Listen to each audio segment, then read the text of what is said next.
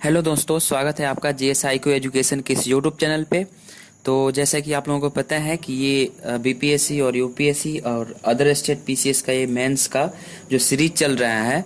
तो आज आज हम एक बहुत ही अच्छा सा प्रश्न लेंगे जो बीपीएससी 65वीं के लिए महत्वपूर्ण प्रश्न है। और इसको हम लोग देखेंगे कि किस तरह से इसको लिख सकते हैं और किस तरह से अच्छा मार्क्स पा सकते हैं। तो प्रश्न है कि मधुबनी चित्रकला से आप क्या समझते हैं, इसकी विशेषताओं को लिखें।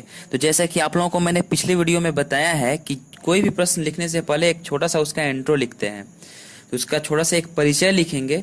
तो परिचय हम इस प्रश्न को कैसे लिखेंगे, तो जैसे प्रश्न में ही विदित है कि मधुबनी चित्रकला से आप क्या समझते हैं, और फिर है इसकी विशेषताओं को लिखें।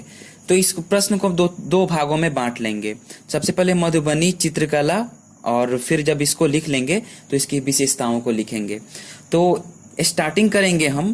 सबसे पहले मधुबनी चित्रकला को लिखेंगे हम। तो क्या है मधुबनी चित्रकला, इसका एक परिचय क्या होगा। तो स्टार्टिंग करेंगे हम, परिचय में लिखेंगे कि जैसे कि जानते हैं कि परंपरागत रूप से जो मधुबनी जो शहर है उसके आसपास जो ग्रामीण महिलाओं द्वारा की जाने वाली इस चित्रकारी को, जो मिथिला चित्रकारी भी इसको जाना जाता है, और यही मधुबनी चित्रकला है। फिर इसमें यह भी लिख सकते हैं कि यह कला जो है वो नेपाल के तराई के निकटवर्ती क्षेत्रों में विस्तारित है, और इन चित्रकलाओं की विषय वस्तु एक समान है और सामान्य रूप से हिंदुओं के जो धार्मिक रूपांकनों जैसे कृष्ण हो गए, राम, दुर्गा, लक्ष्मी और शिव आदि से प्रेरित है। मतलब कि इन चित्रों में हम देख सकते हैं कि कृष्ण, राम, दुर्गा, लक्ष्मी और शिव, मतलब ऐसे भगवान लोगों की चित्रों को बनाया गया है जो हिंदुओं के धार्मिक रूपांकन के रूप में हम लोग देखते हैं।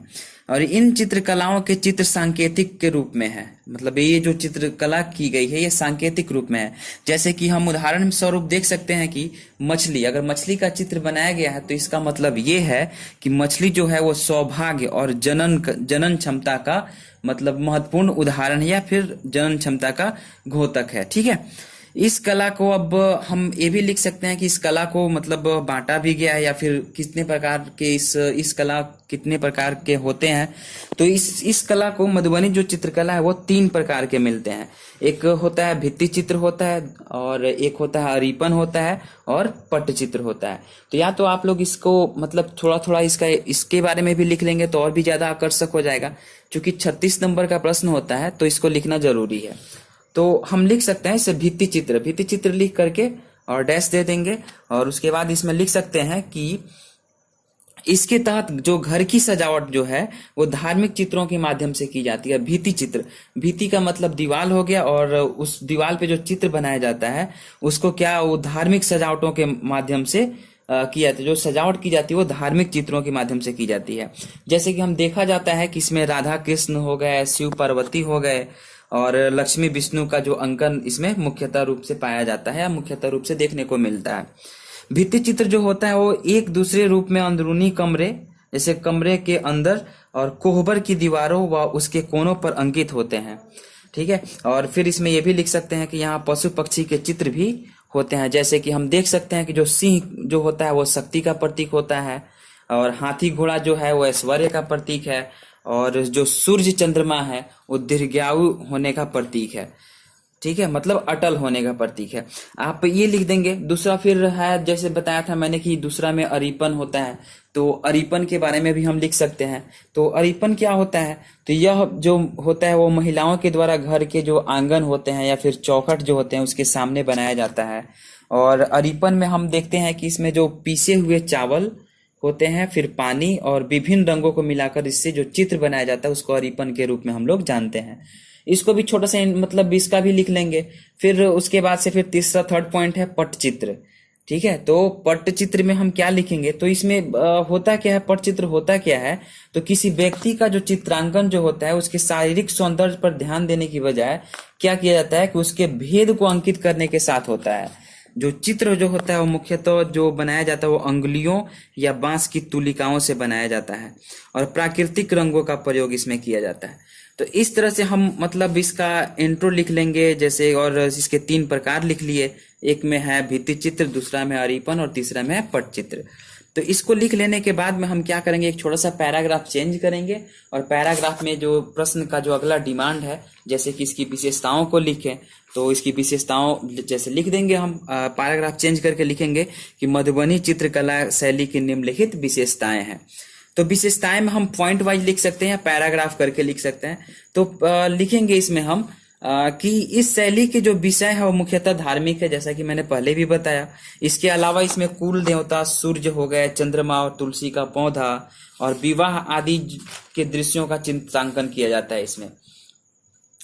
जैसे कि डोली में डोली का बना दिया जाता है फोटो। तो इस तरह से मतलब ये पॉइंट हम लिख सकते हैं। फिर अगला पॉइंट इसमें ये भी लिख सकते हैं कि जो मतलब इसमें चटक रंगों का प्रयोग किया जाता है। इसमें जैसे गहरे लाल हो गए, फिर हरा हो गया, नीला और काले रंग का भी प्रयोग किया जाता है। इसके अलावा पीला, गुलाबी जैसे हल्के रंगों का भी प्रयोग किया जाता है।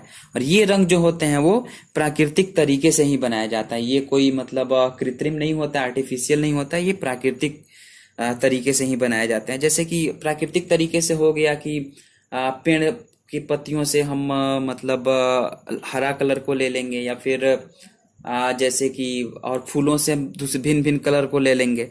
नेक्स्ट पॉइंट ये भी लिख सकते हैं इसमें हम कि मुखाकृतियों की जो आंखें होती है, जैसे फिगर बनाया जाता है, उसकी जो मुख जो आकृति होती है, उसकी जो आंखें जो होती है वो काफी बड़ी बनाई जाती है। चित्र में स्थान प्रायः खाली नहीं छोड़ा जाता है।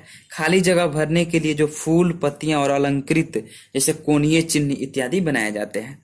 नेक्स्ट पॉइंट ये भी लिख सकते हैं इसमें कि चित्रों में प्रयुक्त रंगों से यह स्पष्ट हो जाता है कि यह चित्र किस समुदाय से संबंधित है। उच्च स्तरीय वर्ग द्वारा जो चित्र बनाए जाते हैं वो क्या होते हैं कि जैसे उच्च स्तरीय वर्ग जो चित्र बनाते हैं वो अधिक रंग बिरंगे होते हैं, जबकि जो निम्न वर्ग उसी चित्र को बनाएगा तो क्या होगा, वो लाल व काली रेखाओं का प्रयोग किया जाता है। ठीक है। इसको लिखने के बाद में हम क्या करेंगे कि इसमें कुछ लोगों का नाम भी दे सकते हैं, जैसे कि जो भी मधुबनी चित्रकला शैली की जो भी मतलब जो बनाने वाली महिला चित्रकार हैं उनका नाम भी दे सकते हैं। या यहाँ ना दे करके हम क्या करेंगे, जब इसका मतलब ये तो विशेषता हो गया, जब अब यहाँ नाम ना दे करके इस नाम को हम क्या करेंगे कि इसका निष्कर्ष में लिखेंगे। क्योंकि प्रश्न में निष्कर्ष लिखना जरूरी होता है, तो हम निष्कर्ष में क्या लिख सकते हैं कि जो मधुबनी चित्रकला का जो लिखेंगे हम निष्कर्ष में कि मधुबनी चित्रकला का जो मूल है वो रामायण काल के दौरान ही माना जाता है। जैसे मधुबनी चित्रकला की शुरुआत कब से हुई थी, तो रामायण काल के दौरान ही माना जाता है इसकी शुरुआत को। क्योंकि जब मिथिला के राजा ने सीता और राम के विवाह के अवसर पर अपने जो प्रजाजनों को बोला कि आप अपने दीवारों और आंगनों को क्या करो, जा करके चित्रित करो। और चित्रित करने के पीछे एक मकसद था कि इससे देवता प्रसन्न होंगे, लोगों में यह विश्वास बन गया। ठीक है, तो इसको लिख लेंगे। और फिर इसमें जो अधिकतर जो महिलाओं द्वारा ही जो मधुबनी चित्रकला की कौशल को पीढ़ी दर पीढ़ी वो हस्तांतरित होते चले। मतलब जो एक महिला ने बनाया, फिर उसके आने वाली पीढ़ी ने भी उसी चित्र को बनाया। ऐसे करते करते धीरे धीरे ये साइकिल का रूप में चलते रहा, हस्तांतरित होते रहा। फिर हम देखेंगे कि 1970 के में जो भारत के जो राष्ट्रपति ने एक जितवारपुर गांव का नाम आता है, वहां की जो जगदम्बा देवी थी उसको पुरस्कार से सम्मानित किया, तब इस कला को पहचान प्राप्त हुआ। ओके, इसको लिख लेने के बाद फिर इसके अतिरिक्त इसमें जो नाम मैंने बताया है कि आप इसमें लिख सकते हैं, तो इसके अतिरिक्त इसमें संबंधित अन्य लोगों में जैसे कि बउआ देवी का नाम आता है, भाती दयाल, गंगा देवी और सीता देवी का इत्यादि लोगों का नाम आता है। चूंकि यह जो कला है एक विशिष्ट भूभाग तक ही सीमित है, मतलब एक जैसे नेपाल के तराई क्षेत्रों में ही सीमित है, तो मतलब इसलिए इसे जीआई टैग की मतलब प्रतिष्ठा भी दी गई है, जीआई टैग भी इसको दिया गया। तो इस तरह से इस प्रश्न को हम लिख लेंगे और लिख करके अच्छा नंबर हम लोग प्राप्त कर सकते हैं। तो चलिए इस ऑडियो को क्या कीजिए कि चूंकि ये वीडियो के रूप में ऑडियो होता है, तो आप इसको क्या करोगे कि एक या दो बार आप इसको सुनो और फिर इसको खुद से लिखने का कोशिश कीजिएगा। और आई होप कि ये आपको कॉन्सेप्ट पूरा मिल गया होगा और आप खुद से लिखने का इसको प्रयास करें। और आपने इस चैनल को सब्सक्राइब नहीं किया तो सब्सक्राइब कर दीजिए, और अच्छा लगे तो अपने दोस्तों को भी शेयर कर दीजिए, और शेयर करने में कुछ नहीं जाता है। और कैसा लगा ये लेक्चर, तो इसके बारे में आप कमेंट सेक्शन में अपनी राय दे सकते हैं। बहुत बहुत धन्यवाद आप लोगों का। मिलते हैं नेक्स्ट